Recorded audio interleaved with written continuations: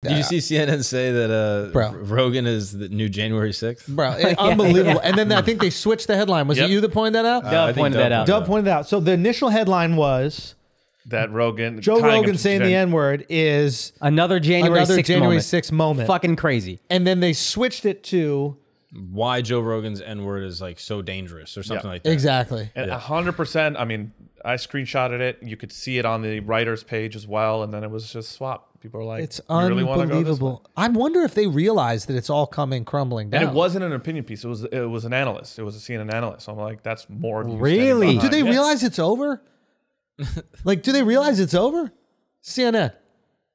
No. What part over that? We don't care about Rogan. Or we don't care about them. No, that people don't care about them, and that they've lost all the faith. So now they're just National Enquirer at this point and just saying whatever. I really think so. And maybe I'm operating in a bubble because, you know, we're podcasters and like we're on YouTube and we understand that there are more sources for news that might be a little bit more truthful or at least a little bit more objective. That's possible. But I wonder if they're ever looking at this like, wow, our viewership is down 50%. Our brand has taken a massive hit and people do not trust the media right now. And we are the media. And that's literally the only reason why we watch.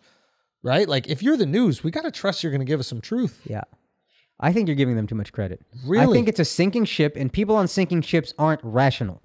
I think it's a sinking ship, and they're thinking, oh, you know what buoyed our ship before? Was Trump. Trump was the fucking rising tide that lifted all of our boats. Yeah. We don't have Trump right now. Let's make a new one. So we just got to make somebody else Trump. And why not the guy that's taking away from our listenership and viewership as much as anyone? Yeah. But why are they doing that? Why are they trying to find another Trump instead of going back to what they were before, which was the first 24-hour news network where they got to hit the quarterly earnings. Keep on report. giving us the news. That's not fun. That wasn't hitting because 24-hour news now they've realized it has to be sticky. It's not about the most newsworthy story. It's about the story we'll tune into the most. Yeah. I remember this like 15 years ago. I was in college. There was that fucking balloon boy. Remember the guy the kid that got trapped in the hot air balloon across the world? Then they found out they made the whole thing up.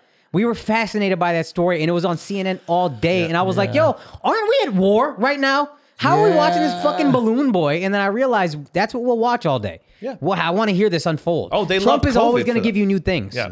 Rogan, they're always going to try to make new things because he's not really giving them to you. Yeah. So let's find old things and then let's find new things. Rogan is CNN's Pete Davidson.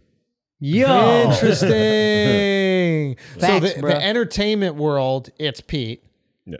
And Kanye. Yeah. And Kim. Those are the buzzwords or the buzz names.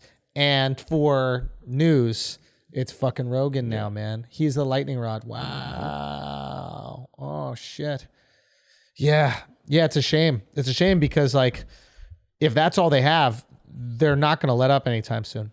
Well, we could say also that was on you can go heavy on the opinion side, and then the other side was COVID, where it was like, turn it on at any time. It's flashing breaking news. Yeah. This is now how you wash your hands. They had a fucking death count. And I'm a guy, I took COVID seriously, but we don't need a fucking death ticker. Yeah. Every death, you just add one to the board. What the fuck is that? Yeah. Every episode was an in memoriam. And now that COVID is over and Trump is gone, what do we have until 2024 where they're praying to God Trump runs again?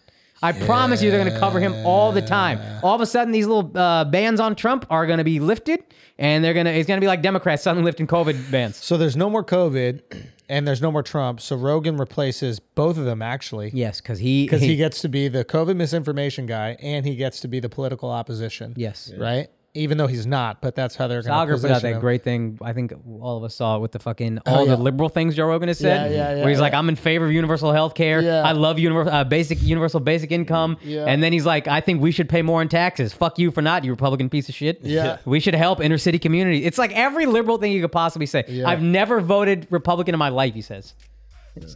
But nobody's playing that. Yeah, they won't play it. CNN, they just need to get back to the news talking about sexy M&Ms, man. Yeah, fired. Like, fired. Take come on. notes from Tuck.